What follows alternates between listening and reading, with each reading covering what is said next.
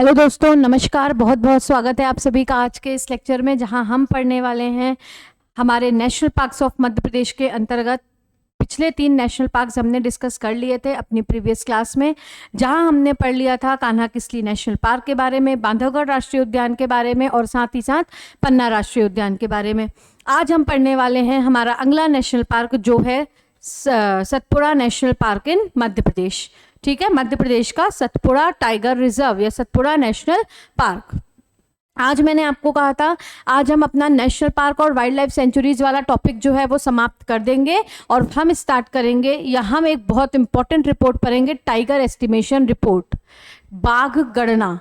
ठीक है, tiger estimation report जो मैं आप लोगों को आज पढ़ाने वाली हूँ। लास्ट में 10 से 15 मिनट में हमारी वो रिपोर्ट जो है वो आराम से कंप्लीट हो जाएगी, जिससे अक्सर जो है वो क्वेश्चंस हमसे पूछ लिए जाते हैं, because Madhya Pradesh is also known as tiger state. तो थोड़ा बहुत टाइम हमको नेशनल पार्क्स में लगने वाला है। आज हमारे नेशनल पार्क्स हो जाएंगे और वाइल्ड लाइफ सेंचुरीज भी हो जाएंगी। क्लियर? चलिए तो पढ़ते हैं सतपुड़ा नेशनल पार्क के बारे में कुछ इंपॉर्टेंट चीजें। सतपुड़ा नेशनल पार्क, इस नेशनल पार्क को डिक्लेयर कब किया गया? तो declared as a national park in which year? in the year 1981, उसी साल जिस साल पन्ना राष्ट्रीय उद्यान को राष्ट्रीय उद्यान के रूप में डिक्लेयर किया गया था। क्लियर? तो it was declared as a national park in the year 1991। Next याद रखना है, अब ये मध्य प्रदेश का टाइगर रिजर्व भी है, या ये टाइगर रिजर्व में शामिल है ये वाला नेशनल पार्क, और इसे कब शामिल किया गया? ईयर 2000 में।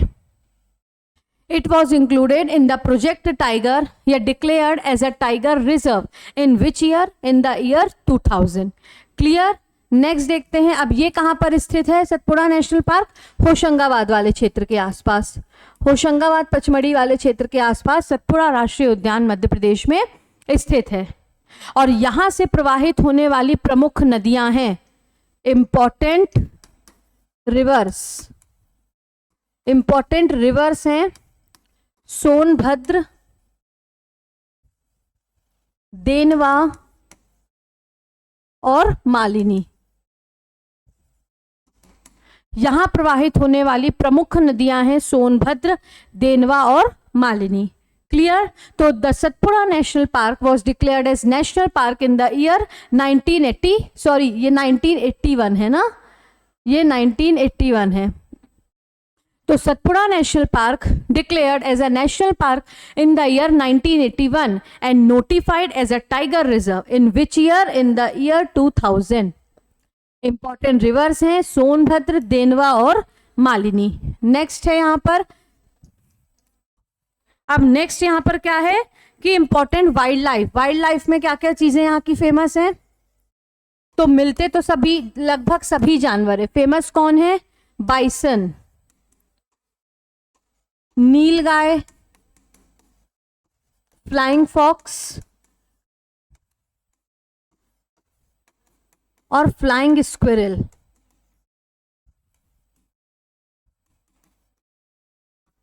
एक्सेट्रा, ये सारे यहाँ के इंपॉर्टेंट वाइल्ड लाइफ है। तो देखो, हमने सबसे पहले कौन से नेशनल पार्क के बारे में पढ़ा था? कान्हा राष्ट्रीय उद्यान। और कान्हा राष्ट्रीय उद्यान के बारे में हमने पढ़ा था कि जो कान्हा नेशनल पार्क है वो मध्य प्रदेश का सबसे बड़ा नेशनल पार्क है, जिसका एरिया है 940 स्क्वायर किलोमीटर। यहाँ पे सबसे ज्यादा टाइगर्स की, बाघों की जनसंख्या पाई जाती है। इसे 1933 में सेंचुरी डिक्लेयर किया गया था ब्रिटिश गवर्नमेंट के द्वारा, और 1955 में इसे नेशनल पार्क डिक्लेयर किया गया था इंडियन गवर्नमेंट के द्वारा। वहीं 1973-74 के आसपास ये मध्य प्रदेश का पहला टाइगर रिजर्व बना। क्लियर? मध्य प्रदेश का पहला टाइगर रिजर्व। यहां प्रवाहित होने वाली प्रमुख नदियां हमने देखी थी, सुपर्ण, हलोन और बंजर। उसके बाद फिर हमने क्या देखा था? बांधवगढ़ नेशनल पार्क, जहां पर भारत का सबसे ज्यादा बाघों की जनसंख्या घनत्व पाया जाता है, हाईएस्ट टाइगर डेंसिटी, और इसी की वजह से इसे किसके कंपेयर किया जाता है? राजस्थान के रणथंभौर टाइगर रिजर्व से। क्लियर है? नेक्स्ट हमने देखा था इसके बारे में कि ये कहाँ, इससे 32 पहाड़ियों से घिरा हुआ है। अच्छा, कान्हा नेशनल पार्क में इंपॉर्टेंट हमने वहां का सनसेट पॉइंट देखा था जिसका नाम था बामनी दरार। क्लियर। उसके बाद फिर वापस से बांधवगढ़ में आते हैं, 32 पहाड़ियों से घिरा हुआ है, यहाँ की प्रमुख नदी चरणगंगा, शेष सैया, कबीर महोत्सव। नेक्स्ट हमने पन्ना नेशनल पार्क देखा था, जिसके बारे में हमने क्या पढ़ा था कि 1981 में नेशनल पार्क इसे घोषित किया गया और 1993 में इसे प्रोजेक्ट टाइगर में शामिल किया गया।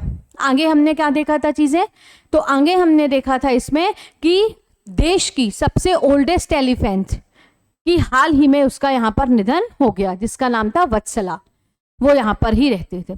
क्लियर। उसके बाद नेक्स्ट हमने क्या देखा था कि यहाँ पर जंगली भैंसों का संरक्षण किया जा रहा है और इसे सर्वश्रेष्ठ राष्ट्रीय उद्यान की उपाधि से सम्मानित किया गया। केन नदी वहां पर प्रवाहित होती है मतलब। फिर उसके बाद सतपुड़ा नेशनल पार्क के बारे में एज अ नेशनल पार्क इसे डिक्लेयर किया गया 1981 में। टाइगर रिजर्व 2000 में। इंपॉर्टेंट रिवर्स हैं सोनभद्र, देनवा और मालिनी। वाइल्ड लाइफ है इंपॉर्टेंट, बाइसन, नीलगाय, फ्लाइंग फॉक्स और फ्लाइंग स्क्वेरल। क्लियर है। तो ये सारी चीजें आपको सतपुड़ा राष्ट्रीय उद्यान के बारे में याद रखनी है, नोट करिए। आगे पढ़ते हैं संजय धुबरी नेशनल पार्क के बारे में।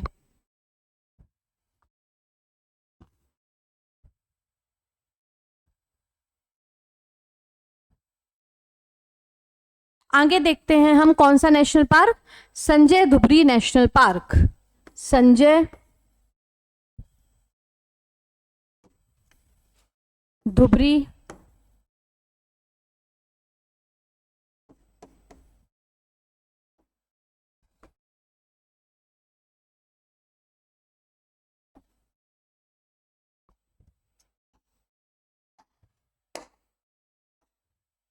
आगे हम पढ़ते हैं संजय धुबरी राष्ट्रीय उद्यान के बारे में।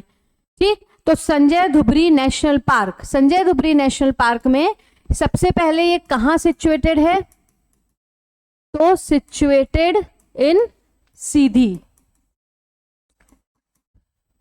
उसके बाद डिक्लेयर्ड, नेशनल पार्क कब डिक्लेयर किया गया इसे, तो declared as a national park in the year 1981 और declared as a tiger reserve in the year 2008। इसे 1981 में नेशनल पार्क डिक्लेयर किया गया और 2008 में इसे टाइगर रिजर्व में शामिल किया गया। क्लियर है। तो मध्य प्रदेश के 3 ऐसे नेशनल पार्क्स हैं जो 1981 में नेशनल पार्क बने। पहला है पन्ना, दूसरा है हमारा सतपुड़ा और तीसरा कौन सा है हमारा संजय धुबरी। तो ये चीजें आपको याद रखनी है। आगे देखते हैं इसका एरिया कितना है, इसका एरिया कितना है, तो एरिया वर्तमान में इसका है 466.7 किलोमीटर स्क्वायर। वर्तमान में इसका एरिया कितना है 466.7 स्क्वायर किलोमीटर। और छत्तीसगढ़ के गठन के पहले ये मध्य प्रदेश का सबसे बड़ा राष्ट्रीय उद्यान हुआ करता था। Before the formation of Chhattisgarh, before the formation of Chhattisgarh, it was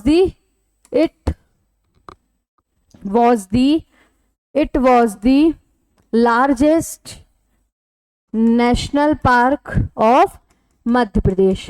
before the formation of Chhattisgarh ये मध्य प्रदेश का सबसे बड़ा राष्ट्रीय उद्यान हुआ करता था और वर्तमान में इसका एरिया कितना है 466.7 स्क्वायर किलोमीटर। उसके बाद एक बहुत इंपॉर्टेंट फैक्ट इसके बारे में, शेयर्स बाउंड्री। शेयर्स बाउंड्री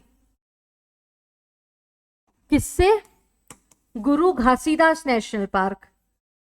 गुरु घासीदास नेशनल पार्क जो कि छत्तीसगढ़ में है। कहां पर है, छत्तीसगढ़ में। तो share boundary with Guru Ghasidas national park falls in Chhattisgarh. Shares boundary with Guru Ghasidas national park जो कि कहाँ स्थित है, छत्तीसगढ़ में। और ये क्वेश्चन जो है वो केबीसी में पूछा गया क्वेश्चन है कि मध्य प्रदेश का ऐसा कौन सा नेशनल पार्क है जो अपनी सीमा छत्तीसगढ़ के गुरु घासीदास नेशनल पार्क से शेयर करता है, तो वो है संजय धुबरी राष्ट्रीय उद्यान, संजय धुबरी नेशनल पार्क। आगे देखते हैं कि एक बहुत इंपॉर्टेंट डेट है 27 मई 1951। 27 मई 1951। ये बहुत इंपॉर्टेंट डेट है।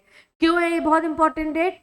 क्योंकि इस दिन पहला white tiger, first white tiger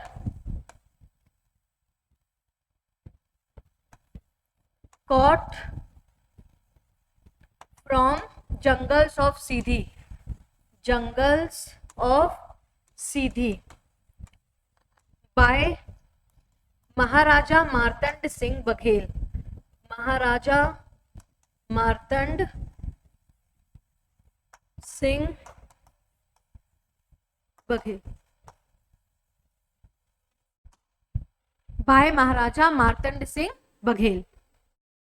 तो संजय धुबरी राष्ट्रीय उद्यान, ये सारी चीजें जो मैं यहाँ पर आपको लिख रही हूँ, इससे पहले हमने कान्हा नेशनल पार्क पढ़ा उसमें, उसके बाद हमने बांधवगढ़ पढ़ा, हमने पन्ना पढ़ा, अभी हमने पढ़ा सतपुड़ा नेशनल पार्क, और अब हमने देखा कौन सा, संजय धुबरी नेशनल पार्क। तो ये जो भी चीजें मैं यहाँ पर आपको लिख रही हूँ, ये सारी चीजें बहुत इंपॉर्टेंट है, और ये सारी वो सारी चीजें हैं जो आपको याद करनी है प्रत्येक नेशनल पार्क में। तो आप चाहें तो इसी फॉर्म पे अपने नोट्स प्रिपेयर कर सकते हैं, फिर आपको किसी भी बुक से पढ़ने की आवश्यकता नहीं पड़ेगी, क्योंकि कोई भी चीज ऐसी नहीं लिखी जो बुक में ना हो।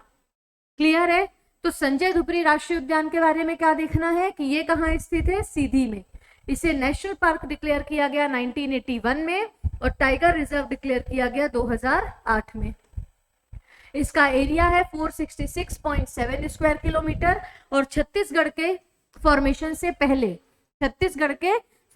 से पहले ये मध्य प्रदेश का सबसे बड़ा राष्ट्रीय उद्यान हुआ करता था। ये भी आपको याद रखना है। ये अपनी बाउंड्री छत्तीसगढ़ में स्थित गुरु घासीदास नेशनल पार्क से शेयर करता है, और 27 मई 1951 ये बहुत ही ज्यादा इंपॉर्टेंट डेट है, जिस दिन पहला व्हाइट टाइगर सीधी के जंगल से महाराजा मार्तंड सिंह बघेल ने पकड़ा था। जिस दिन पहला व्हाइट टाइगर सीधी के जंगल से महाराजा मार्तंड सिंह बघेल ने पकड़ा था। और इस व्हाइट टाइगर का नाम था क्या? इस टाइगर का नाम था मोहन। इस टाइगर का नाम क्या था दोस्तों? Mohan.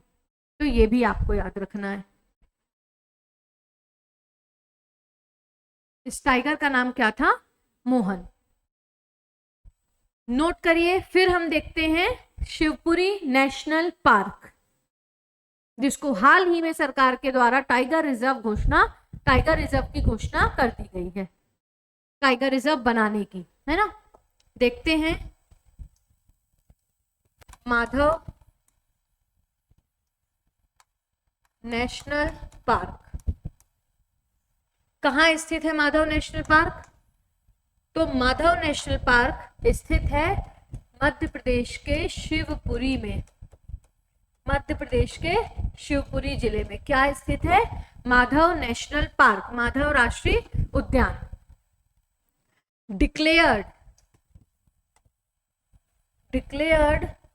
As the 9th tiger reserve, declared as the 9th tiger reserve of Madhya Pradesh in December 2024. Declared as the 9th Tiger Reserve of Madhya Pradesh in the year December 2024. फिर नेक्स्ट स्थित है यहाँ पर इंपॉर्टेंट साइट्स।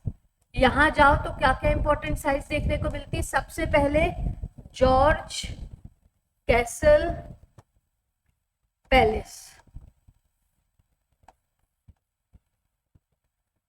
जो किसने बनवाया था? माधवराव सिंधिया।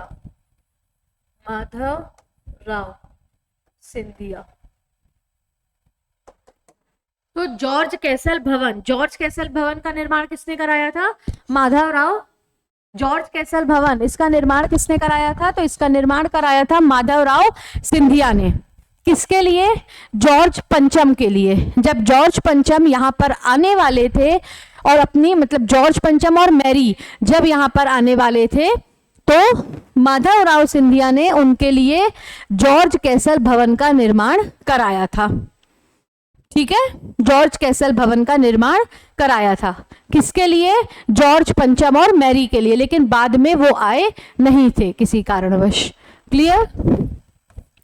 नेक्स्ट कुछ अदर इंपॉर्टेंट साइट्स है, जैसे कि यहां पर है भूर खो वैली, भूर खो वैली, भूर खो वैली। फिर माधव सागर लेक और सांख्य सागर लेक, सांख्य सागर। और ये सांख्य सागर जो लेक है, ये जो है ये मध्य प्रदेश की एक रामसार साइट है, जिसे रामसार में कब रामसार साइट घोषित किया गया? 2022 में। उसके बाद यहां से मनिहर नदी प्रवाहित होती है। कौन सी नदी प्रवाहित होती है? मनिहर नदी। यहां से मनिहर नदी प्रवाहित होती है। इतनी चीजें आपको याद रखनी है। किसके बारे में याद रखनी है? माधव नेशनल पार्क के बारे में। क्लियर है? तो पहला है माधव नेशनल पार्क कहां पर स्थित है? माधव नेशनल पार्क स्थित है मध्य प्रदेश के शिवपुरी जिले में। कहां स्थित है ये? मध्य प्रदेश के शिवपुरी जिले में। नेक्स्ट है, इसे डिक्लेयर किया गया। ये कब डिक्लेयर हुआ? मध्य प्रदेश का 9वां टाइगर रिजर्व एज पर गूगल विकिपीडिया के अनुसार मध्य प्रदेश का 7वां टाइगर रिजर्व वीरांगना दुर्गावती, 8वां टाइगर रिजर्व रतापानी और 9वां tiger reserve Madhav national park. तो माधव नेशनल पार्क में क्या पढ़ना है कि इसे मध्य प्रदेश का 9वां टाइगर रिजर्व घोषित किया गया हाल ही में। इंपॉर्टेंट साइट, बहुत इंपॉर्टेंट है, अक्सर पूछा जाता है, जॉर्ज कैसल भवन किस राष्ट्रीय उद्यान में शामिल है? तो ये शामिल है माधव नेशनल पार्क में। ठीक है, जो माधवराव सिंधिया ने बनवाया था, किसके लिए? जॉर्ज पंचम के लिए। फिर यहां पर स्थित है भूरा खो वैली, माधव सागर लेक और सांख्य सागर लेक। और ये सांख्य सागर जो लेक है, ये मध्य प्रदेश की रामसार साइट है, जिसे 2022 में रामसार कन्वेंशन के तहत शामिल किया गया, वेटलैंड। ठीक, यहां से इंपॉर्टेंट नदी प्रवाहित होती है, जो है मनिहर नदी, मनिहर रिवर। मनिहर रिवर। आपको मैं मध्य प्रदेश के वेटलैंड्स भी बता दूंगी, परेशान नहीं होना। क्लियर है? जब हम वाइल्ड लाइफ सेंचुरी पढ़ लेंगे, उसके बाद हम बायोस्फीयर रिजर्व देख लेंगे। देखो, ये सारी चीजें ना छोटी हैं। अगर आपसे वाइल्ड लाइफ सेंचुरी से रिलेटेड क्वेश्चन पूछा जाएगा, देखो 90% चांसेस हैं कि क्वेश्चन नेशनल पार्क से पूछा जाए। फिर उसके 90% नहीं, आप 80% ले लो। चांसेस वैसे देखा जाए तो पूरे 100% है। 80% इस पूरे टॉपिक की बात कर रही हूं कि 80% चांसेस है कि आपसे किससे पूछ लिया जाए? नेशनल पार्क से। उसके अलावा 20% चांसेस है कि आपसे हाल ही में बने टाइगर रिजर्व से पूछ लिया जाए, वाइल्ड लाइफ सेंचुरी से पूछ लिया जाए, बायोस्फीयर रिजर्व से, टाइगर एस्टिमेशन रिपोर्ट पूछ ली जाए, और वेटलैंड तो बहुत ही इंपॉर्टेंट है। क्लियर है? इसलिए ये चीजें जो हैं वो आपको सीरियसली पढ़ना है। और हम यहाँ पर चीजें प्रीलिम सेंट्रिक पढ़ रहे हैं ना, प्रीलिम्स के बेसिस पे पढ़ रहे हैं, लेकिन उसके बावजूद इस तरीके से हमें आप लोगों को समझा रही हूं, यहाँ पर इस तरीके से हम यहाँ पर नोट्स फ्रेम कर रहे हैं कि अगर 7 मार्क्स में आपसे पूछा गया तो आप आराम से इतनी चीजों को लिख के बेटर मार्क्स गेन कर सकते हो, और ये चीजें आप सभी खुद भी जानते हो। क्लियर है? आगे हमारा नेशनल पार्क है पेंच राष्ट्रीय उद्यान, पेंच नेशनल पार्क।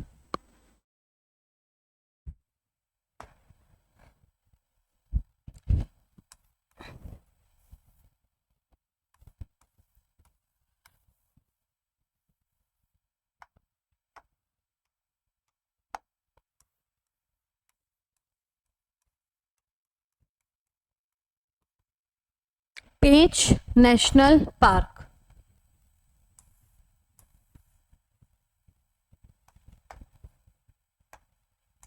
तो पेंच नेशनल पार्क के बारे में आपको सबसे पहले याद रखना है, declared as a national park in which year? In the year 1983। इसके बारे में 3-4 इंपॉर्टेंट डेट्स हैं जो आपको याद रखनी है। Dates in the sense years हैं। तो इसके बारे में 2 से 3 इंपॉर्टेंट ईयर्स है जो आप याद रख लेना, आपका काम बन जाएगा। क्लियर? तो पेंच नेशनल पार्क में सबसे पहले से नेशनल पार्क कब घोषित किया गया? 1983 में। फिर उसके बाद आया ईयर 1992 जब इसे डिक्लेयर किया गया टाइगर रिजर्व। Tiger reserve. फिर आया ईयर 2002 जहां इसका नाम बदलकर रख दिया गया, name changed to Indira Priyadarshini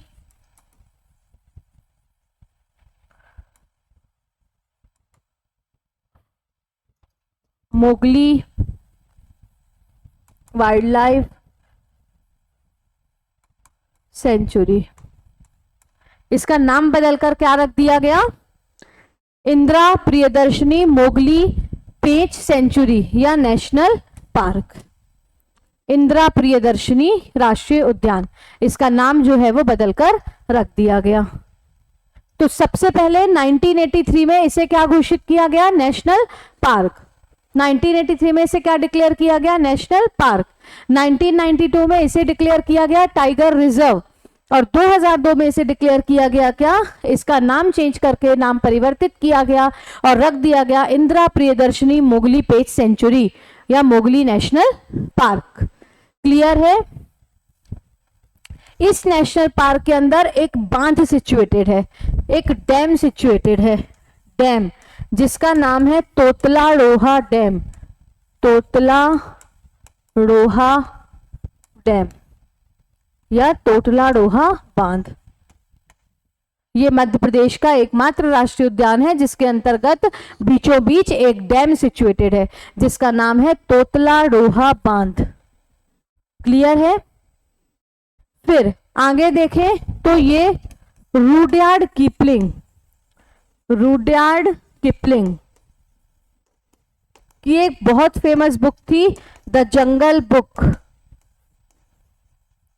the jungle book, उसके लिए पेंच नेशनल पार्क रहा प्रेरणा स्रोत। प्रेरणा स्रोत या सोर्स ऑफ इंस्पिरेशन। उसके लिए क्या रहा? ये सोर्स ऑफ इंस्पिरेशन या प्रेरणा स्रोत। तो रुडयार्ड किपलिंग की द जंगल बुक के लिए मध्य प्रदेश का ऐसा कौन सा नेशनल पार्क है जो रुडयार्ड किपलिंग की द जंगल बुक के लिए प्रेरणा स्रोत रहा? तो वो कौन सा नेशनल पार्क है दोस्तों? पेंच राष्ट्रीय उद्यान। एक और इंपॉर्टेंट फैक्ट इसके बारे में, अबुल फजल, अकबर का दरबारी कवि अबुल फजल का एक ग्रंथ था आई ए अकबरी। तो अबुल फजल के आईन ए अकबरी में पेंच नेशनल पार्क का मेंशन मिलता है, पेंच नेशनल पार्क का उल्लेख मिलता है। किसमें? तो आईन ए अकबरी, अबुल फजल के फेमस टेक्स्ट आईन ए अकबरी में, अबुल फजल के फेमस जो ग्रंथ है आईन ए अकबरी। तो इतनी चीजें आपने अगर पेंच नेशनल पार्क के बारे में, एक और चीज लिख लो, इट इज फेमस फॉर। अब भैया फेमस कहे के लिए कभी पूछ लिया गया तो क्या लिखोगे? मोगली फेस्ट, मोगली उत्सव और ब्लैक लियोपर्ड, काला तेंदुआ। और कभी अगर एक और क्वेश्चन पूछ लिया जाए आपसे कि भैया जो पेंच नेशनल पार्क में मोगली उत्सव है वो कब से मनाया जा रहा है, तो उसका उत्तर भी है हमारे पास 2002 से। 2002 से। अब तो आपसे क्वेश्चन नहीं छूटना चाहिए, अब क्वेश्चन छूटे जाने की संभावना ही नहीं है। और अगर आपको जानना है कि यहां पर हमने जो कुछ भी पढ़ा उससे अगर 50 क्वेश्चन है तो 48 क्वेश्चन आपके सॉल्व हो रहे हैं या नहीं, तो आप कुछ भी मत करना। एक सबसे ऑथेंटिक बुक मानी जाती है परीक्षा धाम की एमसीक्यू, वो लेना, टॉपिक खोलना राष्ट्रीय उद्यान एवं वन्य जीव अभ्यारण्य मध्य प्रदेश के। क्लियर? क्या करना, देखो अभी नहीं, जब हम पूरे नेशनल पार्क्स पढ़ लें, हमारे कल और आज वाले टॉपिक को मिला के जब हम पूरे national park, wild life centuries और ये सारी चीजें पढ़ लें, तब आपको कुछ नहीं करना। एक सबसे ऑथेंटिक बुक है परीक्षा धाम, वो ले। देखो मैं यहाँ पे बुक का प्रमोशन करने को खड़ी नहीं हुई हूँ, बच्चे जिस बुक से पढ़ते हैं मैं केवल उस बुक का नाम बता रही हूँ, मैंने खुद परीक्षा धाम नहीं पढ़ी आज तक, ठीक है? तो आप क्या करना, आप परीक्षा धाम की एमसीक्यू वाली बुक लेना, क्योंकि वो ऑथेंटिक मानी जाती है, उसमें क्वेश्चन जो होते हैं वो प्रीवियस एग्जाम में आए हुए होते हैं और ऑथेंटिक होते हैं। तो आप वो बुक लेना, अगर उसमें 50 क्वेश्चन हो, 60 क्वेश्चन, 70 जितने भी हो मुझे नहीं पता, उन क्वेश्चंस को आप सॉल्व करना, आपको खुद ब खुद समझ में आ जाएगा कि यहां पर कितना क्वालिटी कंटेंट आपने पढ़ा है। मैं नहीं बोलूंगी कुछ आप, लेकिन हाँ जितना मैंने पढ़ाया वो सब कुछ की मैं बात कर रही हूं। अब आप किस तरीके से नोट्स बना रहे हैं वो आप जाने। तो अगर इतने में से नेशनल पार्क, वाइल्ड लाइफ या जो भी टॉपिक मैंने अभी तक आपको पढ़ाया, फिलहाल हम नेशनल पार्क पढ़ रहे हैं इसलिए मैं इसकी बात कर रही हूँ कि जिस दिन आज ही हो जाएगा, वैसे हमारे टॉपिक, हमारे प्रोबेबल, हमारा जो कोशिश रहेगी कि आज ही हमारा ये टॉपिक हो जाए। तो आपको कुछ नहीं करना, ये टॉपिक याद करना है, आज कल 2 दिन 3 दिन जितने दिन में आपको याद हो, मैक्सिमम 2 डेज में हो जाना चाहिए। तो 2 दिन में ये टॉपिक आपको याद करना और तीसरे दिन उठानी है परीक्षा धाम और उससे लगाना है नेशनल पार्क और वाइल्ड लाइफ सेंचुरी के question. It is my promise to you all कि हर बच्चे का जिसने ये सारी चीजें पढ़ी हैं 50 क्वेश्चन अगर होंगे तो 45 प्लस उसके सही होने वाले हैं, 45 प्लस उसके सही होने वाले हैं। क्लियर है? चलो आगे बढ़ते हैं। तो ये देख लिया हमने पेंच नेशनल पार्क, इसे नेशनल पार्क 1983 में घोषित किया गया, 1992 में टाइगर रिजर्व बना, इसका 2002 में नाम चेंज हुआ। तोतला डोहा बांध स्थित है। रुडयार्ड कीपलिंग की द जंगल बुक के लिए ये क्या रहा, प्रेरणा स्रोत। फेमस फॉर मोगली उत्सव जो 2002 से यहाँ मनाया जा रहा है, और काले तेंदुए ब्लैक लियोपर्ड के लिए अबुल फजल की आईने अकबरी में पेंच नेशनल पार्क का उल्लेख मिलता है। आगे पढ़ते हैं हम घुघवा फॉसिल पार्क। घुघवा फॉसिल पार्क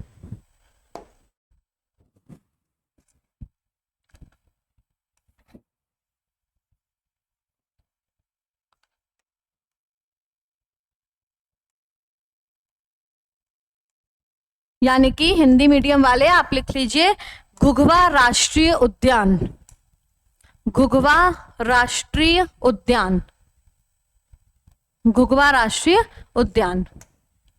इसमें आप लिखेंगे, क्या लिखेंगे इसमें, कुछ भी नहीं लिखना है ना।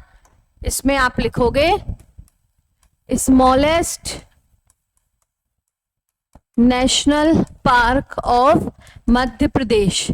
अब स्मॉलेस्ट है तो भैया जैसे लार्जेस्ट का एरिया याद किए वैसे ही थोड़ा सा मेहनत करके स्मॉलेस्ट का एरिया भी याद कर लेना है। तो smallest national park of Madhya Pradesh area है 0.270 स्क्वायर किलोमीटर। एरिया है 0.270 स्क्वायर किलोमीटर। 0 पॉइंट है ना, ये पॉइंट दिख रहा होगा, 0.270 स्क्वायर किलोमीटर एरिया।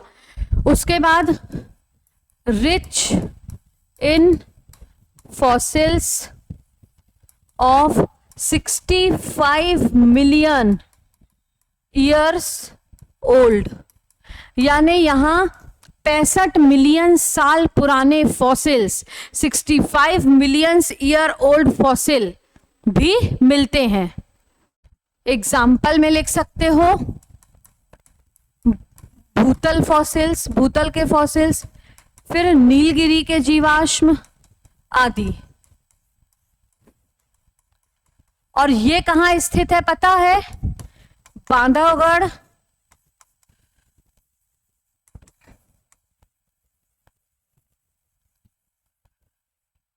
और कान्हा नेशनल पार्क के बीच में।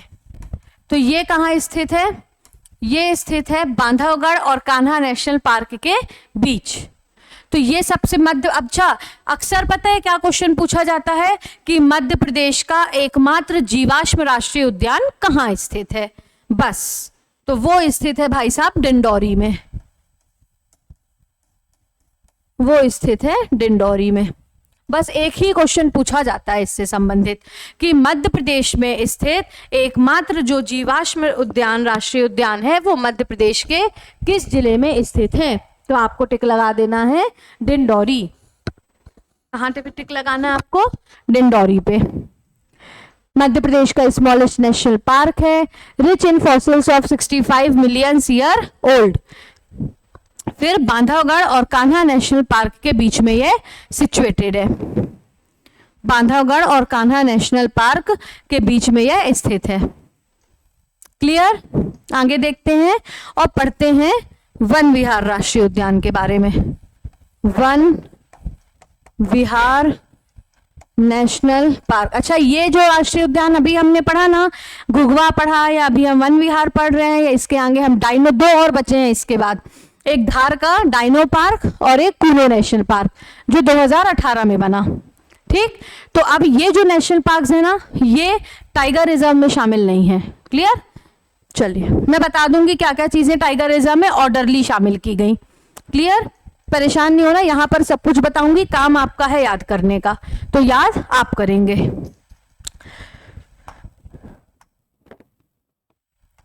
तो देखते हैं वन विहार नेशनल पार्क मध्य प्रदेश का एकमात्र राष्ट्रीय उद्यान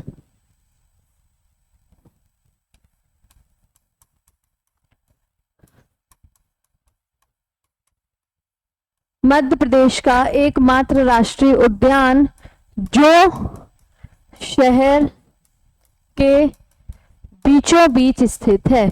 बीचों बीच क्या है? स्थित है।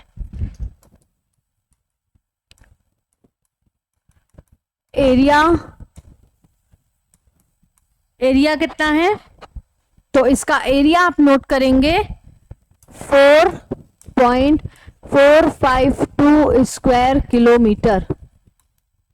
4.452 स्क्वायर किलोमीटर। इसे नेशनल पार्क डिक्लेयर किया गया 1979 में और 1993 में इसे मॉडर्न जू डिक्लेयर किया गया। क्या डिक्लेयर किया गया? मॉडर्न जू। इसी नेशनल पार्क से जानवरों को गोद लेने की प्रथा प्रारंभ हुई।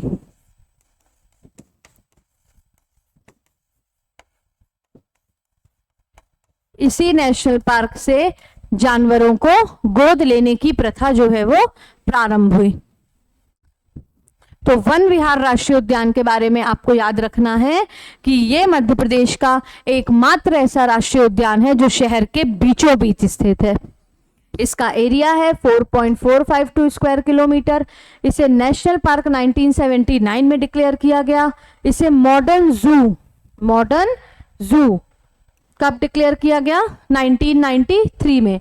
और इस नेशनल पार्क से जानवरों को गोद लेने की प्रथा का प्रारंभ हुआ है। क्लियर? यहां पर स्नेक और बटरफ्लाई पार्क भी है। Snake and butterfly park, snake और बटरफ्लाई पार्क भी यहां पर स्थित है। तो इतनी चीजें आपको पढ़नी है वन विहार राष्ट्रीय उद्यान के बारे में। मध्य प्रदेश का, अच्छा वन विहार कहाँ है ये तो देख लो, ये है भोपाल में, मध्य प्रदेश के भोपाल में। कौन सा राष्ट्रीय उद्यान? वन विहार। तो मध्य प्रदेश का एकमात्र राष्ट्रीय उद्यान है जो शहर के बीचों बीच स्थित है। इसका एरिया है 4.452 स्क्वायर किलोमीटर। ये नेशनल पार्क 1979 में, 1993 में से मॉडर्न जू डिक्लेयर किया गया और यहां से जानवरों को गोद लेने की प्रथा का प्रारंभ किया गया। इतनी चीजें याद हो जाएंगी? Very good. आगे बढ़ते हैं और पढ़ते हैं सेकेंड लास्ट, डाइनो पार्क।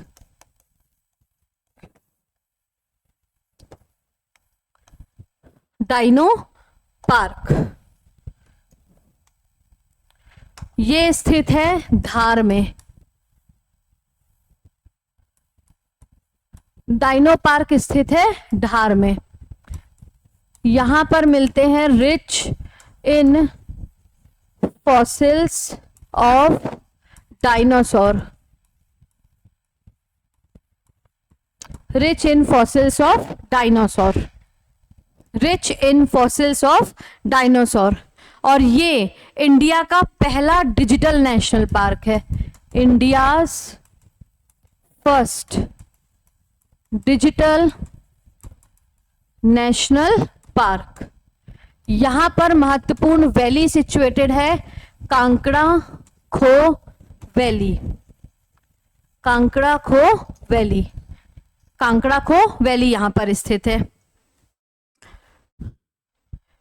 तो धार में जो डाइनो पार्क है, डाइनो पार्क के बारे में पता है क्या क्वेश्चन आता है कि यहां पर कौन सी वैली स्थित है या कांकड़ा खो वैली किस राष्ट्रीय उद्यान में स्थित है, तो वो आपको लिखना है कि वो स्थित है कहां पर, डाइनो पार्क धार में, और जिसे नेशनल पार्क डिक्लेयर किया गया कब, 2011 में, क्लियर, 2011 में। उसके बाद यहाँ पे डायनासोर के फॉसिल्स और एग्स, यहाँ पे डायनासोर के जीवाश्म और अंडे मिलते हैं, इसीलिए तो इसको डाइनो पार्क कहा जाता है।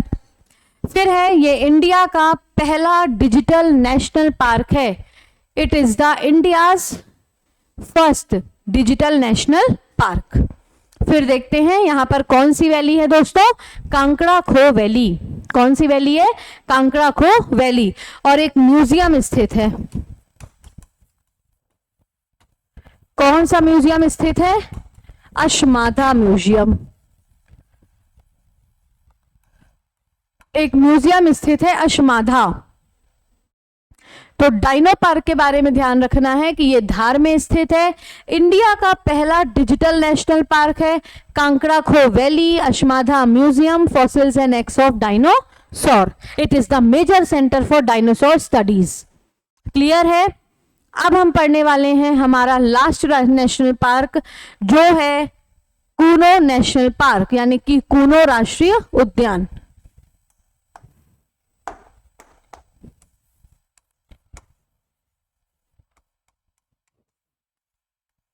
Kuno national park. तो कूनो नेशनल पार्क के बारे में क्या चीजें अपन को पढ़नी है, नेशनल पार्क इसे कब डिक्लेयर किया गया, 10 दिसंबर 2018 को it was declared as a national park, sorry 14 दिसंबर है, 14 दिसंबर 2018 को। By merging Kuno and Karera wild life sanctuary,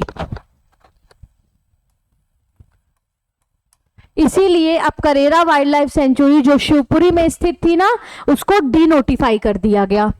Kuno national park कहाँ है, शिवपुर में। कूनो नेशनल पार्क कहाँ है, शिवपुर में।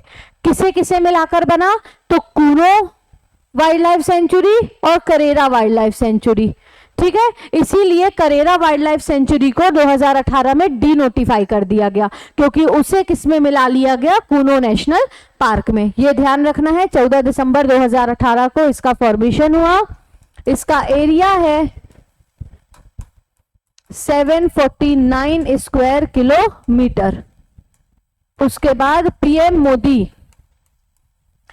मोदी ने 2022 में क्या किया, यहां पर 8 टाइगर्स लाए। कितने टाइगर्स, 8 टाइगर्स, जिसमें से 5 थे फीमेल और 3 थे मेल। कहां से लाए, नमीबिया, अफ्रीका, नमीबिया से। क्लियर है।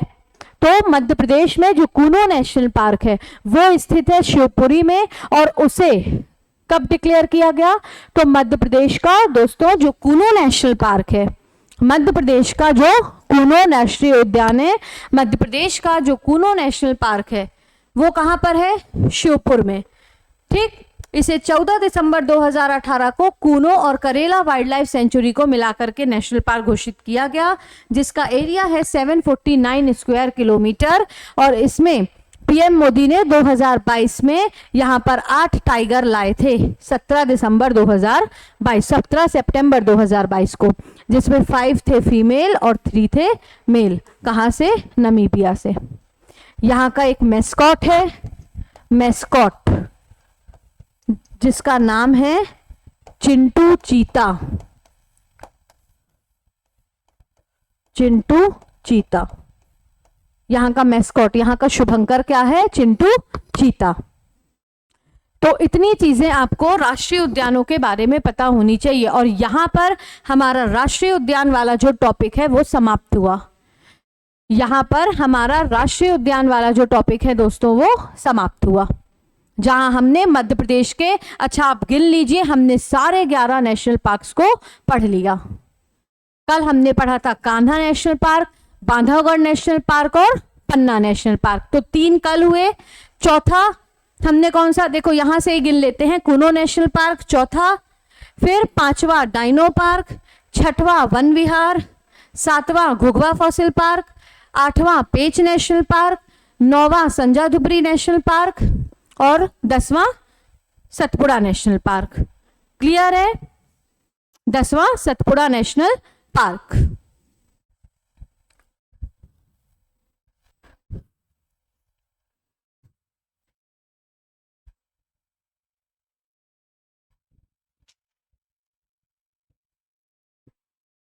तीन हमने कल पढ़े थे, कान्हा किसली, बांधवगढ़ और पन्ना। 3 के बाद ये हमारा हुआ चौथा, ये हुआ 5वां, ये 6वां, 7वां, 8वां, 9वां, 10वां, तो ये 10 ही हुए। 11वां हमारा एक नेशनल पार्क, यहां पर जो कौन सा मेंशन नहीं है, माधव नेशनल पार्क है क्या? देखते हैं, वो वाली स्लाइड हट गई है शायद। हाँ, माधव नेशनल पार्क वाली जो स्लाइड है वो हट गई है, इसलिए 10 हैं। तो हमने यहाँ पर टोटल पूरे 11 नेशनल पार्क्स को कवर कर लिया है। आप इनके नोट्स बढ़िया तरीके से अगर आपने बना लिया और चीजों को याद कर लिया, उतना पूरा जो यहाँ लिखा है, तो मैंने पहले बोल दिया 50 में से 45 प्लस 47-48 क्वेश्चन आपके सही होंगे। अब 1-2 क्वेश्चन तो ऐसे होते ही हैं, है ना, जिसके लिए हमें देखने की आवश्यकता पड़ती है ऑप्शन को। तो यहां पर नेशनल पार्क वाला टॉपिक आपका बढ़िया तरीके से, शानदार तरीके से समाप्त हो चुका है।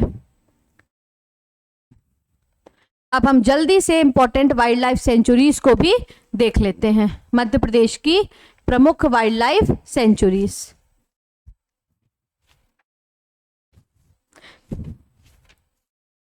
वाइल्ड लाइफ सेंचुरीज के बारे में बेसिकली हमको क्या याद रखना है, तो उनके बारे में हमको उनकी लोकेशन और कुछ के बारे में थोड़ा सा डिटेलिंग, इंपॉर्टेंट लोकेशन और कुछ के बारे में थोड़ा सा डिटेलिंग। वाइल्ड लाइफ सेंचुरीज में इसके अलावा क्वेश्चन नहीं पूछे जाते। क्लियर? तो फटाफट आप देखेंगे वाइल्ड लाइफ सेंचुरीज के बारे में। चलिए तो देखते हैं मध्य प्रदेश में इंपॉर्टेंट वाइल्ड लाइफ सेंचुरीज। अब क्या देखते हैं? Important wild life sanctuaries. तो important wild life sanctuaries of Madhya Pradesh में सबसे पहले तो आप 3 सबसे महत्वपूर्ण सेंचुरी के बारे में जान लो, जिनसे अक्सर क्वेश्चन हमसे पूछे जाते हैं। और वो 3 वाइल्ड लाइफ सेंचुरी कौन सी हैं? चंबल, केन और सोन। चंबल, केन और सोन वाइल्ड लाइफ सेंचुरी। ठीक है, चंबल, केन और सोन वाइल्ड लाइफ सेंचुरी। इनका नाम मैंने पहले इसलिए लिखा क्योंकि इनसे अक्सर क्वेश्चन पूछ लिए जाते हैं। तो जो चंबल वाइल्ड लाइफ सेंचुरी, केन वाइल्ड लाइफ सेंचुरी और सोन वाइल्ड लाइफ सेंचुरी, ये तीनों ही सेंचुरीज जो हैं वो घड़ियाल के संरक्षण के लिए जानी जाती है। Famous for gharials, famous for gharials, famous for alligators. These centuries are famous for alligators। तो मध्य प्रदेश में 3 ऐसी कौन सी सेंचुरी है जहां घड़ियालों का संरक्षण होता है? चंबल, केन और सोन वाइल्ड लाइफ सेंचुरी। जिसमें चंबल वाइल्ड लाइफ सेंचुरी है मुरैना में, केन सिचुएटेड है छतरपुर पन्ना में, और सोन सिचुएटेड है सीधी शहडोल पे। और इनकी इस्टेब्लिशमेंट ईयर्स भी पूछे जाते हैं। तो चंबल वाइल्ड लाइफ सेंचुरी स्थापित हुई 1978 में, केन वाइल्ड लाइफ सेंचुरी स्थापित हुई 1981 में, और सोन वाइल्ड लाइफ सेंचुरी भी स्थापित हुई 1981 में। इतनी चीजें आपको याद रखनी है। तो इंपॉर्टेंट वाइल्ड लाइफ सेंचुरीज में सबसे इंपॉर्टेंट तो यही है आपकी, कौन सी? चंबल, केन और सोन, जहां घड़ियालों का संरक्षण किया जाता है। अब क्यों घड़ियाल इंपॉर्टेंट है? क्योंकि मध्य प्रदेश को एलिगेटर स्टेट भी कहा जाता है, एलिगेटर स्टेट। ठीक, तो चंबल वाइल्ड लाइफ सेंचुरी 1978 में बनी मुरैना में, केन छतरपुर पन्ना वाले क्षेत्र पे 1981 पे, और सोन सीधी शहडोल वाले क्षेत्र पे 1981 पे। नेक्स्ट देखते हैं मध्य प्रदेश की सबसे बड़ी सेंचुरी, सबसे बड़ी सेंचुरी, या मैं सीधा लिखूं तो बिगेस्ट सेंचुरी। मध्य प्रदेश की सबसे बड़ी सेंचुरी कौन सी है? नौरादेही अभ्यारण्य, नौरादेही, जो दमोह, सागर और नरसिंहपुर वाले क्षेत्र पर स्थित है।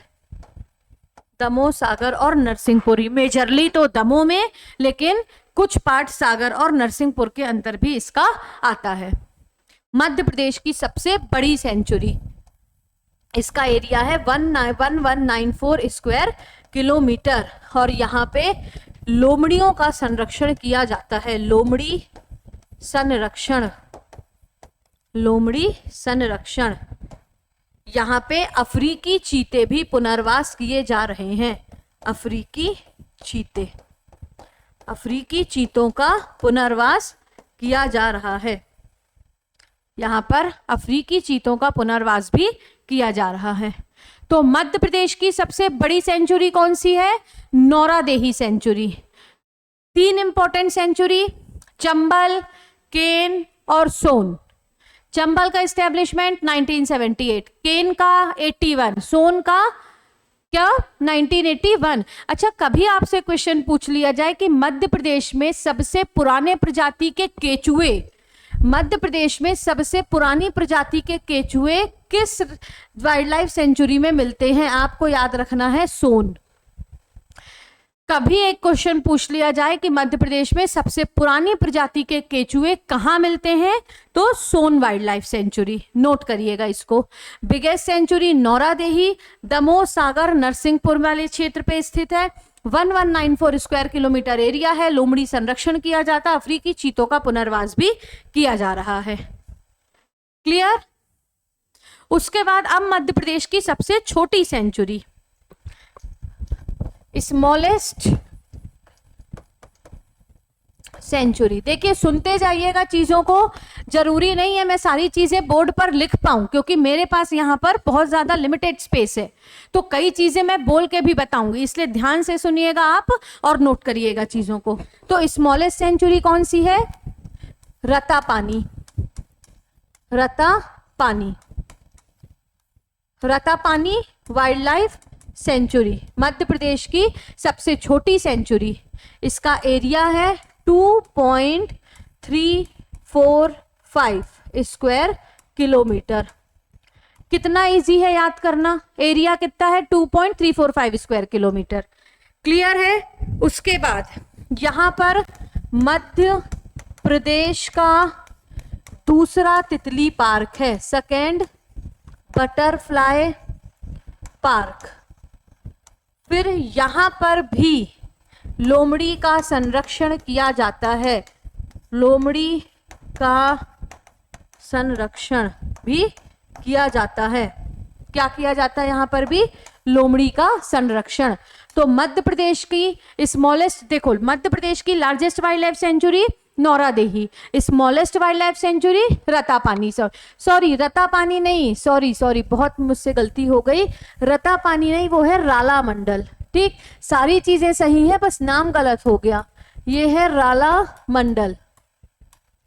राला मंडल जो इंदौर में स्थित है।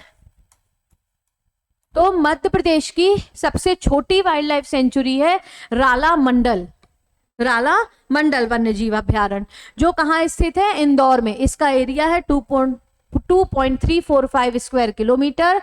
यहाँ पर मध्य प्रदेश का दूसरा वाइल्ड लाइफ, दूसरा बटरफ्लाई पार्क, लोमड़ी संरक्षण यहाँ पर होता है। साथ ही साथ यहाँ पर बैम्बू सेंटम नामक बांस बगीचा भी है। बैम्बू सेंटम नामक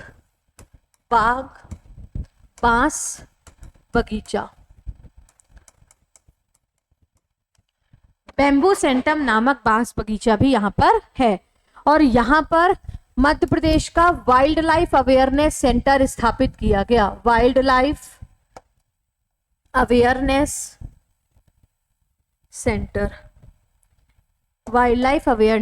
सेंटर स्थापित किया गया। क्या स्थापित किया गया यहाँ पर? मध्य प्रदेश का वाइल्ड लाइफ अवेयरनेस सेंटर।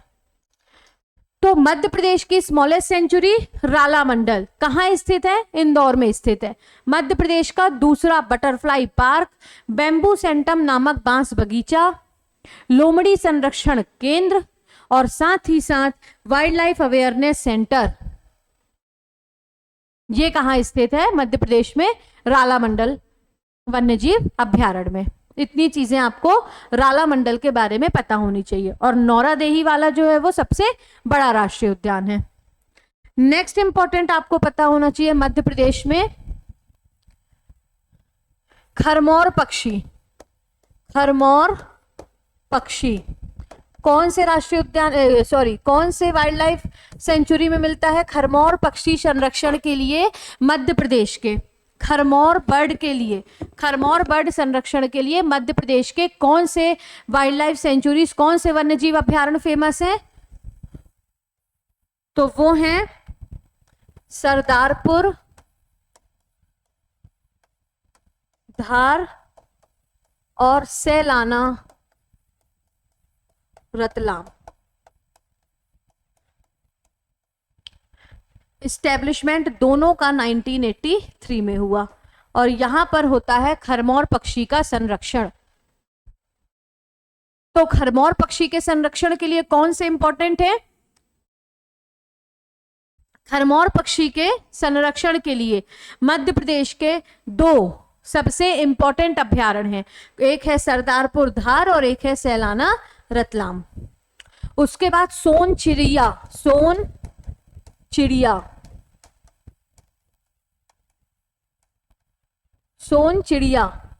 का संरक्षण कहाँ होता है?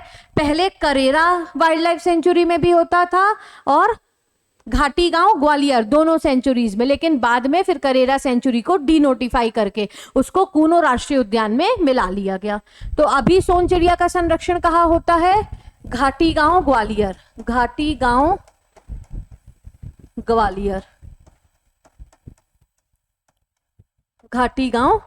में।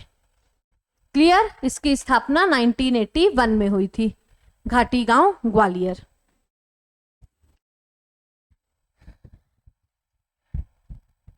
फिर नेक्स्ट आपको याद रखना है, आपसे कभी क्वेश्चन पूछा जाए मध्य प्रदेश में सबसे पुरानी प्रजाति के वन, मध्य प्रदेश में सबसे पुरानी प्रजाति के वन कहाँ पाए जाते हैं? तो आपको लिखना है मध्य प्रदेश में सबसे पुरानी प्रजाति के जो वन हैं वो कहाँ पाए जाते हैं? वो पाए जाते हैं बोरी अभ्यारण्य, बोरी वन्यजीव अभ्यारण्य, बोरी वन्यजीव अभ्यारण्य।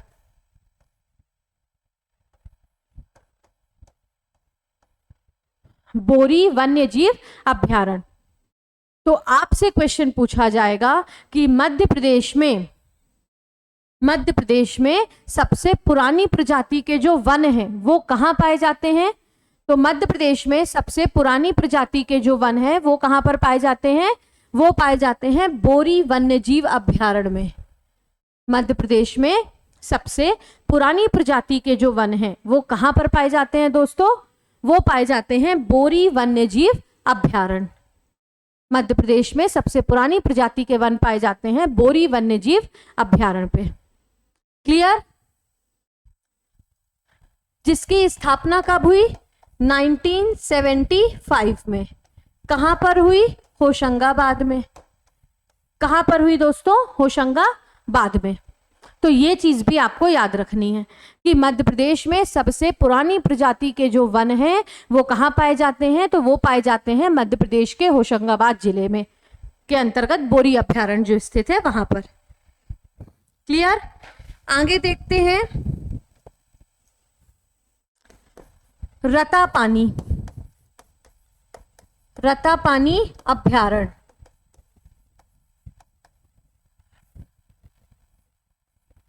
आगे देखते हैं रतापानी अभयारण्य के बारे में, रतापानी वाइल्ड लाइफ सेंचुरी के बारे में। सबसे पहले तो लिखना है इसे मध्य प्रदेश का 8वां टाइगर रिजर्व घोषित किया गया 2024 में। इसे मध्य प्रदेश का 8वां टाइगर रिजर्व घोषित किया गया 2024 में। मध्य प्रदेश का 8वां tiger reserve in which year? In the year 2024 it was declared as the 8th tiger reserve of Madhya Pradesh. इसे मध्य प्रदेश का 8वां टाइगर रिजर्व घोषित किया गया। क्लियर? रतापानी अभयारण्य। आगे देखते हैं, यहां बहती है बेतवा नदी। बेतवा नदी यहां स्थित है भीमबेटका केव्स। भीमबेटका केव्स यहां स्थित है भीमबेटका केव्स। कहाँ स्थित होगा? तो ये रतापानी रायसेन में। ये स्थित है रायसेन में। तो रतापानी अभयारण्य इसे मध्य प्रदेश का 8वां टाइगर रिजर्व 2024 में घोषित किया गया। क्या घोषित किया गया इसे मध्य प्रदेश का? 8वां tiger reserve. And in which year? In the year 2024। यहां पर बेतवा नदी प्रवाहित होती है, भीमबेटका केव्स हैं और ये रायसेन में स्थित है। क्लियर है? कहां स्थित है ये? रायसेन में।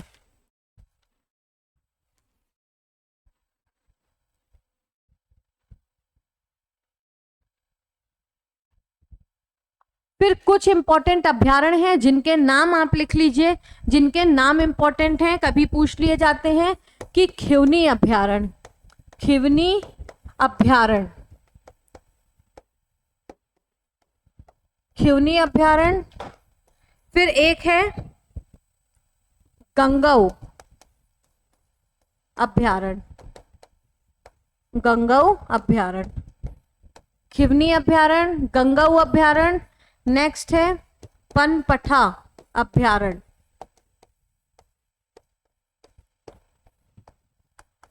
फिर है फेन अभयारण्य।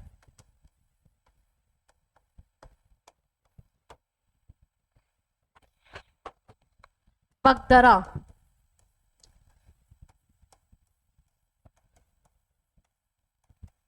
बगदरा अभयारण्य।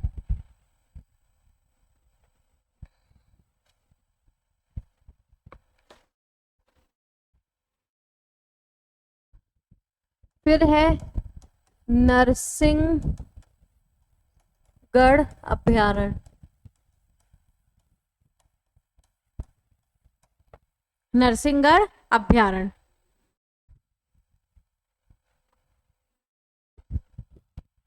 और एक है मध्य प्रदेश का प्रथम गौ अभयारण्य,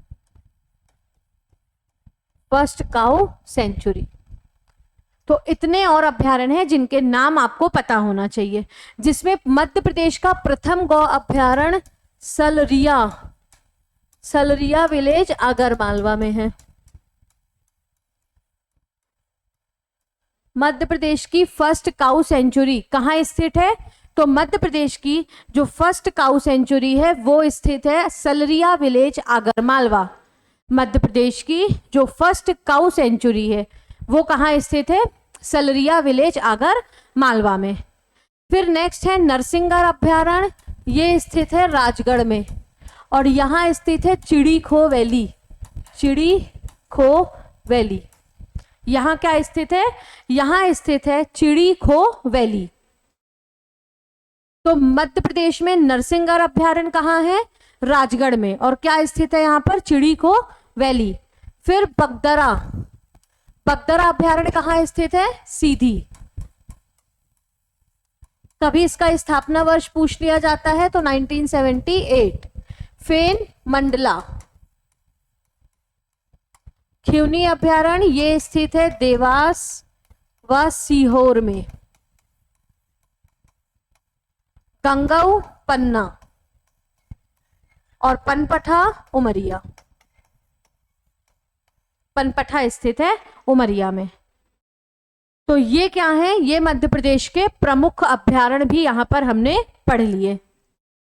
यहां पर हमने मध्य प्रदेश के प्रमुख जो वन्यजीव अभ्यारण्य हैं उनको भी डिस्कस कर लिया।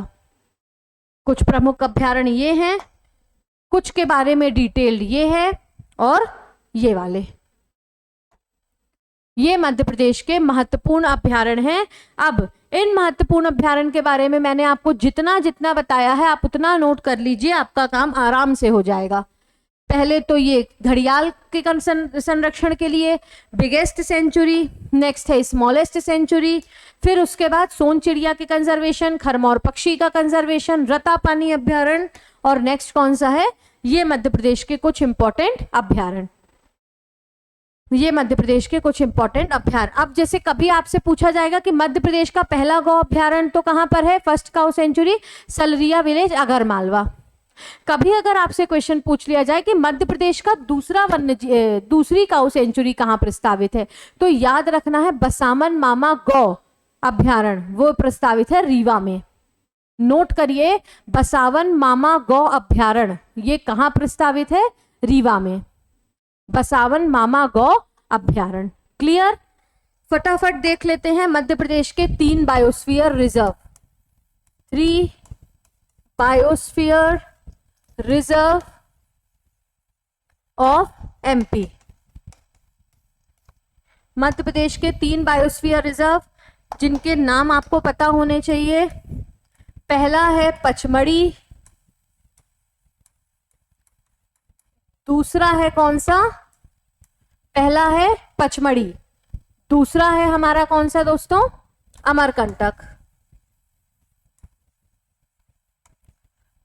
और तीसरा है पन्ना, मैंने कल भी बताया था। Clear? 3 biosphere reserves of Madhya Pradesh के बारे में बस इतना ही पता होना चाहिए कि मध्य प्रदेश के 3 बायोस्फीयर रिजर्व कौन कौन से हैं और किस ईयर में उन्हें बायोस्फीयर रिजर्व डिक्लेयर किया गया। तो पचमढ़ी को डिक्लेयर किया गया 1999, अमरकंटक को डिक्लेयर किया गया 2005 और पन्ना को डिक्लेयर किया गया 2011। जिसमें पन्ना है कहां पर? छतरपुर वाले रीजन पे, पन्ना छतरपुर, अमरकंटक अनूपपुर और पचमढ़ी होशंगाबाद। ये है मध्य प्रदेश के 3 जैव आरक्षित क्षेत्र, 3 बायोस्फीयर रिजर्व। क्लियर? उसके बाद हमने पढ़ा था कि मध्य प्रदेश में अब कितने टाइगर रिजर्व हो गए हैं? 9 टाइगर रिजर्व। कौन कौन सा? कान्हा, कान्हा किसली, फिर उसके बाद कौन सा? पेंच, नेक्स्ट है बांधवगढ़,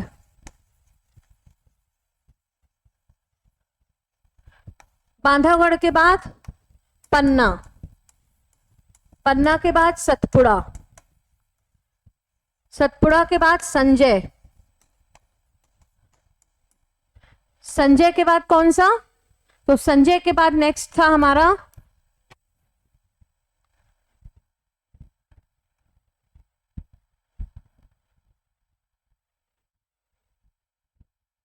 संजय के बाद था यहां पर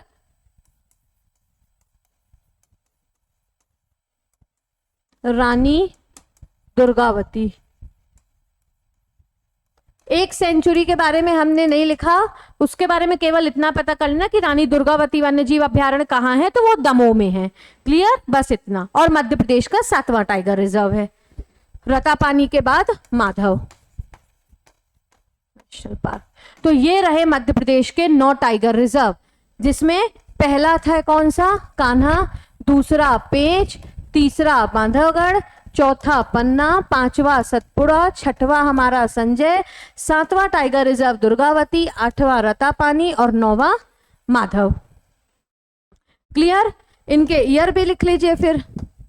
1974, 73, 1992, 1993, 1994, 1990 सॉरी ये था हमारा कब 2000, संजय 2008, रानी दुर्गावती 2022,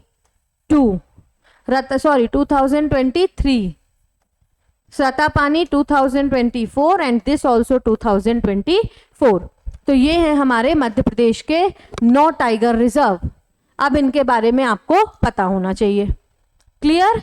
तो 3 बायोस्फीयर रिजर्व देख लिए, 9 टाइगर रिजर्व देख लिए। अब क्या बचा? अब क्या बचा हमारा कि मध्य प्रदेश में कौन सी 11 वाइल्ड लाइफ सेंचुरी प्रस्तावित हैं। तो उनके नाम मैं आपको बोल रही हूं, वो आप लिख लीजिए।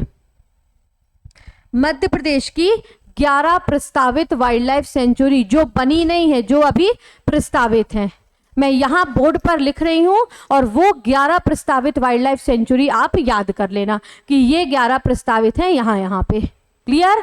हमने नेशनल पार्क पढ़ लिया, हमने वाइल्ड लाइफ सेंचुरी पढ़ ली, हमने टाइगर रिजर्व देख लिए, हमने बायोस्फीयर रिजर्व देख लिए और अब हम प्रस्तावित वाइल्ड लाइफ सेंचुरी भी देख लेंगे। अब लास्ट क्या बचा हमारा टाइगर एस्टिमेशन रिपोर्ट, तो वो भी फटाक से 4-5 मिनट में हो जाएगी, ज्यादा बड़ी नहीं है वो। ISFR बड़ा था, ये बड़ी नहीं है। क्लियर?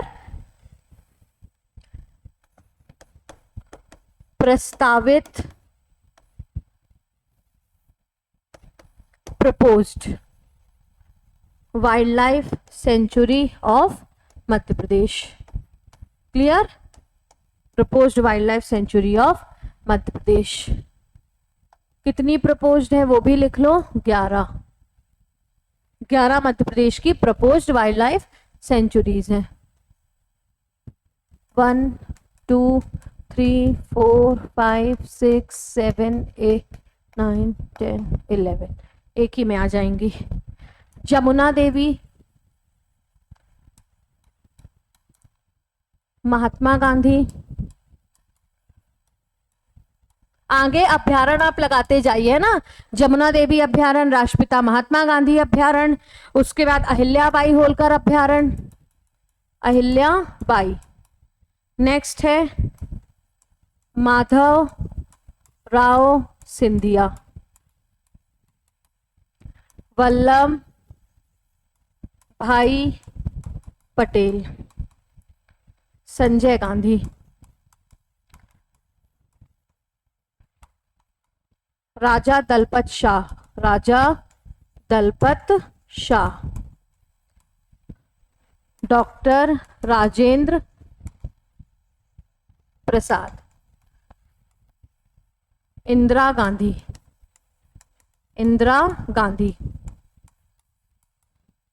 भीम राव अंबेडकर और ओमकारेश्वर। तो मध्य प्रदेश में इतने कितने हैं ये टोटल? 1 2 3 4 5 6 7 8 9 10 11, ये 11 मध्य प्रदेश में वन्य जीव अभ्यारण्य हैं जो प्रस्तावित हैं। अब कहाँ हैं वो लिख लीजिए। जमुना देवी धार में प्रस्तावित है, महात्मा गांधी, राष्ट्रपिता महात्मा गांधी ये प्रस्तावित है बुरहानपुर में, अहिल्याबाई होलकर ऑब्वियसली इंदौर में, माधवराव सिंधिया कहां पर इस प्रस्तावित है? श्योपुर में, माधवराव सिंधिया श्योपुर में, वल्लभ भाई पटेल सीहोर, संजय गांधी अभ्यारण्य कहां प्रस्तावित है? छिंदवाड़ा में, छिंदवाड़ा, राजा दलपत शाह मंडला, राजेंद्र प्रसाद हरदा, इंदिरा गांधी नरसिंहपुर, भीमराव अंबेडकर सागर और ओमकारेश्वर खंडवा। तो ये 11 मध्य प्रदेश के प्रस्तावित वन्य जीव अभ्यारण्य हैं। ये 11 मध्य प्रदेश के प्रस्तावित वन्य जीव अभ्यारण्य हैं। जमुना देवी अभ्यारण्य धार, राष्ट्रपिता महात्मा गांधी अभ्यारण्य बुरहानपुर, अहिल्याबाई होलकर इंदौर, माधवराव सिंधिया अभ्यारण्य श्योपुर, वल्लभ भाई पटेल अभ्यारण्य सीहोर, संजय गांधी अभ्यारण्य छिंदवाड़ा, राजा दलपत शाह मंडला, डॉक्टर राजेंद्र प्रसाद हरदा, इंदिरा गांधी अभ्यारण्य नरसिंहपुर, भीमराव अम्बेडकर सागर और ओमकारेश्वर अभ्यारण्य खंडवा। ये 11 मध्य प्रदेश के प्रस्तावित क्या हैं? ये मध्य प्रदेश के 11 प्रस्तावित वन्य जीव अभ्यारण्य हैं। नोट करिए इसको properly, please note it.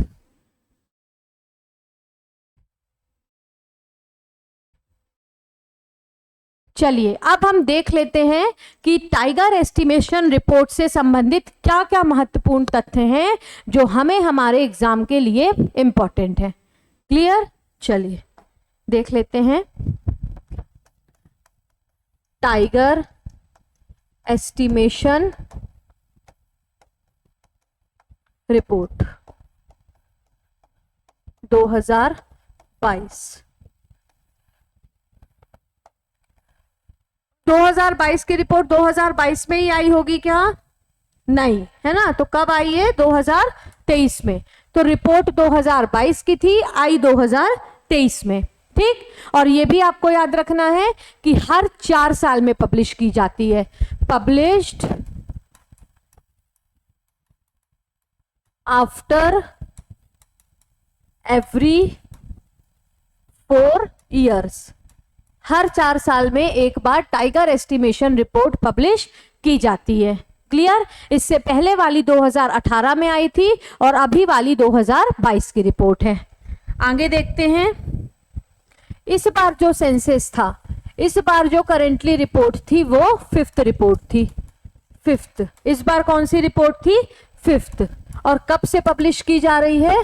Since 2006।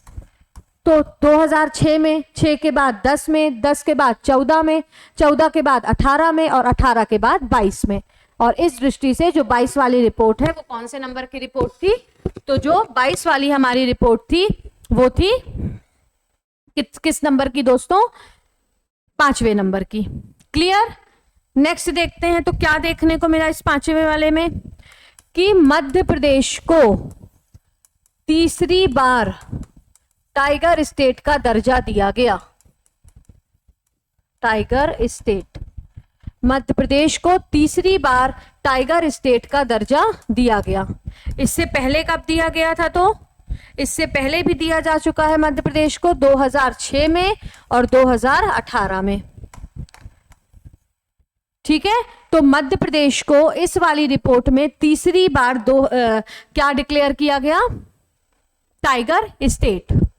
तो टाइगर एस्टिमेशन रिपोर्ट के बारे में याद रखना है, ये रिपोर्ट हर 4 साल में एक बार पब्लिश की जाती है और करेंटली जो है वो 5th रिपोर्ट थी। 2006 से हर 4 साल में पब्लिश होती है। मध्य प्रदेश को तीसरी बार बाघ राज्य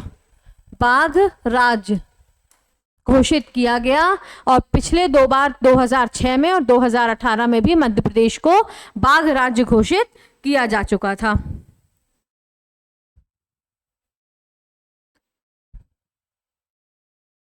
तो सबसे ज्यादा टाइगर मध्य प्रदेश में है, हाईएस्ट टाइगर्स इन इंडिया, इसीलिए तो घोषित किया गया हाईएस्ट टाइगर्स इन इंडिया। कितने टाइगर्स? 785 टाइगर्स। 785 टाइगर्स। कितने टाइगर्स घोषित मतलब है मध्य प्रदेश में? 785 टाइगर्स। क्लियर? किसके द्वारा ये पोस्ट्स जो है वो पब्लिश की जाती है? तो ये जो रिपोर्ट है ना, ये रिपोर्ट प्रिपेयर की जाती है, prepared by national tiger conservation authority और पब्लिश की जाती है किसके द्वारा? Published by Jim Corbett national park. Jim Corbett national park. तो ये भी आपको थोड़ा सा याद रखना है। Jim Corbett national park. Tiger man of India. Tiger man of India किसे कहा जाता है? Tiger man of India Kailash Sankhala, Kailash Sankhala को क्या कहा जाता है? कैलाश संघलिया को क्या कहा जाता है? Tiger man of India.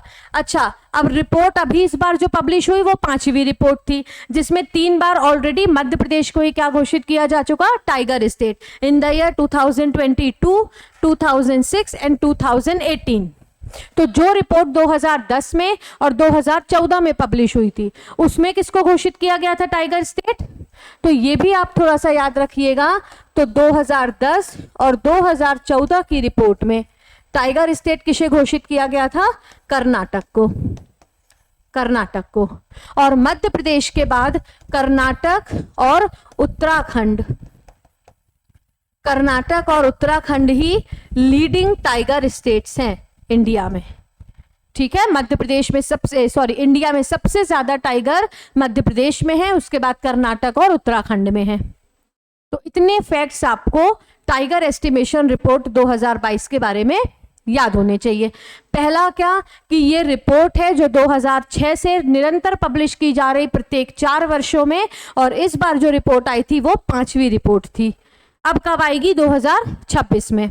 पर 2026 के प्रीलिम्स में हमको 25वीं की रिपोर्ट ही 25 वाली ही काम आएगी। क्लियर? सो मतलब 22 वाली ही काम आएगी। मध्य प्रदेश को तीसरी बार बाघ राज्य से जो है वो डिक्लेयर किया गया। इससे पहले 6 और 18 में किया जा चुका था। 2010 और 14 में कर्नाटक को टाइगर स्टेट घोषित किया गया। 785 टाइगर्स मध्य प्रदेश में है, उसके बाद कर्नाटक और उत्तराखंड। प्रिपेयर करता है कौन report? National tiger conservation authority. और पब्लिश कौन करता है? Jim Corbett national park. और वर्ल्ड टाइगर डे सेलिब्रेट किया जाता है 29 जुलाई को। वर्ल्ड टाइगर डे कब सेलिब्रेट किया जाता है? 29 जुलाई, 29 जुलाई को। ये भी आपको याद रखना है। तो टेक स्क्रीनशॉट और नोट इट। ये टाइगर एस्टिमेशन रिपोर्ट है। इतने शॉर्ट में सारी इंपॉर्टेंट चीजों के साथ ये रिपोर्ट आपको कहीं भी नहीं पढ़ाई जाएगी। क्लियर है? इसलिए इसको अच्छे तरीके से आप नोट कर लीजिए। तो दोस्तों, इस तरीके से हमने अपने आज के लेक्चर में, आज के और अपने प्रीवियस लेक्चर में, 2 लेक्चर्स में हमने मध्य प्रदेश के national park, wild life sanctuary, tiger reserve, biosphere reserve और टाइगर एस्टिमेशन रिपोर्ट 2022 इन चीजों को अच्छे तरीके से कवर कर लिया। अब अपने अगले लेक्चर में हम स्टार्ट करने वाले हैं important mineral resources of Madhya प्रदेश। मध्य प्रदेश के प्रमुख खनिज संसाधन। हमारा जो अगला टॉपिक होगा वो होगा इंपॉर्टेंट मिनरल रिसोर्सेज। उसके बाद हम पढ़ेंगे मध्य प्रदेश के इंपॉर्टेंट ऊर्जा संसाधन यानी कि एनर्जी रिसोर्सेज, और देन फिर we will move forwards toward agriculture in Madhya Pradesh. चलिए, तब तक के लिए आप सभी का धन्यवाद।